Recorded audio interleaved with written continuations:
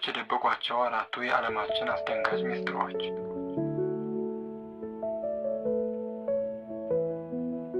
ሰላም የቻናል ቤተሰቦች፣ ዛሬ በተለመዱት የፖለቲካና የጦርነት ዜናዎች አንደናገጥም።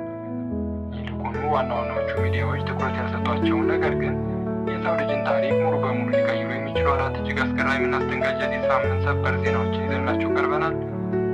ከባህር በታች ከተቀረጸው የ125 ሚሊዮን ዓመታዊ ቅሪተ አካል ጀምሮ መሬት ራሷን እየቀደደች እስከምትፈጥረው አዲስ መዋቅር ድረስ እስከ ቪዲዮ መጨረሻ ድረስ አብራችሁን ካቆያችሁ የዘመኑ ትልቁ መረጃ ያመልጣችኋል።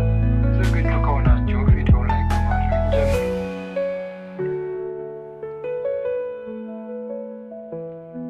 የመጀመሪያው መዳረሻችን የዓለማችን እጅግ ጥልቁ የባህር ክፍል ነው። ሳይንቲስቶች ሕያው ቅሪተ አካል ወይም ሊቪንግ ፎሲል ብለው የሚጠሩትን እና እድሜው 125 ሚሊዮን ዓመት የሆናቸውን ጎብሊን ሻርክ የተባለውን አስፈሪ ፍጡር ለመጀመሪያ ጊዜ በተፈጥሮ መኖሪያው በሕይወት እያለ በቪዲዮ ቀርጸውታል። ይህ ፍጡር ከዚህ በፊት ፍጹም ሊኖር አይችልም ተብሎ በሚታሰበው ማዕከላዊ ፓሲፊክ ውቅያኖስ በቶንጋ ትሬንች ውስጥ በከፍተኛ ጥልቀት ላይ ነው የተገኘው።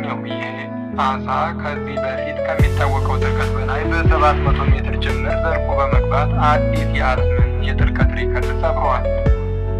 ለምን ይህ ዜና አስገራሚ የሆነ ካላችሁ፣ ይህ አሳ ከዳይኖሰሮች መጥፋት በፊት የነበረ ሲሆን ፊቱ ላይ ያለው ረጅም አፍንጫ መሰል አካል የኤሌክትሪክ ሞገዶችን በመጠቀም በጨለማ ውስጥ አደን ለማደን ይረዳዋል። ሳይንቲስቶች ይህንን ፍጡር በሕይወት ማየታቸው በባህር ጥልቀት ውስጥ እኛ የማናውቃቸው ግዙፍ ሚስጥሮች ገና እንዳልተገለጡ ትልቅ ማረጋገጫ ሆኗል። ወደ ጠፈር ስንሄድ ደግሞ ሁሉም ሰው ስለ ጄምስ ዌብ ቴሌስኮፕ ብቻ ሲያወራ፣ ናሳ ግን በምስጢር ሌላ ታላቅ ታሪክ እየሰራ ነው። የናሳ ቀጣይ ግዙፍ ፕሮጀክት የሆነው ናንሲ ግሬስ ሮማን ስፔስ ቴሌስኮፕ ወደ ጠፈር ለመተኮስ የመጨረሻው ዝግጅት ላይ መሆኑ የሚያሳይ አስገራሚ የፎቶ መረጃ ይፋ ሆኗል። ይህ ቴሌስኮፕ በታዋቂው ሁብል ቴሌስኮፕ የማይታዩትን የጠፈር ክፍሎች ለማየት የተሰራ ሲሆን እይታው ከሁብል በ100 እጥፍ የሰፋ ነው። በኦገስት መጨረሻ ላይ ወደ ጠፈር የሚተኮሰው ይህ መሳሪያ በዓለማችን ላይ እስካሁን ድረስ መልስ ያልተገኘላቸውን ጥቁር ቁስ ወይም ደግሞ ዳርክ ማተር እና ጥቁር ኃይል ወይም ዳርክ ኤነርጂ የተባሉትን ሚስጥራዊ የጠፈር ኃይሎች በቀጥታ ይመረምራል። ይህ ማለት በሚቀጥሉት ወራት ስለ አጽናፈ ዓለም ያለን እውቀት ሙሉ በሙሉ ሊቀየር ነው ማለት ነው። በሳይንሱ ዓለም የተከሰተው ሌላው ተአምር ደግሞ የሰው ልጅን የዕድሜ ጣሪያ ሊያራዝም የሚችለው የባዮፕሪንቲንግ ቴክኖሎጂ ነው። ሳይንቲስቶች አሁን ላይ ልዩ ባዮኢንክ ወይም ከሰው ሕያው ሴሎች የተሰራ አካልን በመጠቀም የሰው ልጅን የውስጥ አካላት በ3D ማሽን ማተም ጀምረዋል።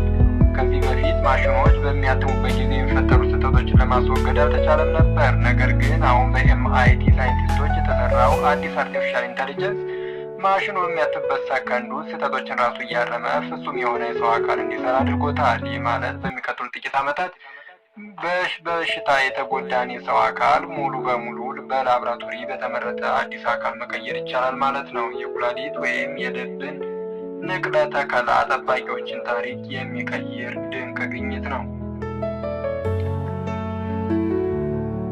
በመጨረሻም መሬት ራሷን እየቀየረች መሆኑን የሚያሳይ አንድ ታላቅ የተፈጥሮ ክስተት ለመጀመሪያ ጊዜ በሳይንቲስቶች በቀጥታ ታይቷል። በፈረንሳይ ሳይንቲስቶች የሚመራ ቡድን የውቅያኖስ ወለል በቀጥታ ሲለጠጥና ሲሰነጠቅ ወይም ስፕሪድ ኦፍ ሲ ፍሎር በቀጥታ ክትትል ለማድረግ እና ለመለካት ችለዋል። ሳይንቲስቶቹ ይህንን መረጃ ለማግኘት ለ45 ቀናት በባህር ላይ በመጓዝ በውቅያኖሱ ጥልቀት ላይ ልዩ ሴንሰሮችን አስቀምጠው ነበር። መሬታችን በየቀኑ አዳዲስ መዋቅሮችን ከባህር በታች እየፈጠረች መሆኑን ይህ ግኝት ያረጋግጣል። ይህ ክስተት የመሬት መንቀጥቀጦች እና የቅልጥ አለቶች ወይም ቮልኬኖስ እንዴት እንደሚፈጠሩ አስቀድሞ ለማወቅ ፍጹም አዲስ በር ከፍቷል። የዛሬዎቹ አራት አስደናቂ እና ያልተሰሙ ዜናዎች እነዚህ ነበሩ። ከእነዚህ ሁሉ ይበልጥ ያስደነገጣችሁ ሁሉ ወይም ያስገረማችሁ የትኛው ነው? አስተያየታችሁን ኮሜንት ላይ አስቀምጡልኝ። ቪዲዮ ከተመቻችሁ ላይክ ማድረጋችሁንና ሌሎች እንዲደርስ ሼር ማድረጋችሁን አትርሱ። እንደዚህ ያሉ ሚስጥራዊ መረጃን ሁልጊዜ እንዲደርሳችሁ ቻናሉን አሁኑን ሰብስክራይብ አድርጉ። በቀጣይ ቪዲዮ እስከምንገናኝ ሰላም ሁኑ።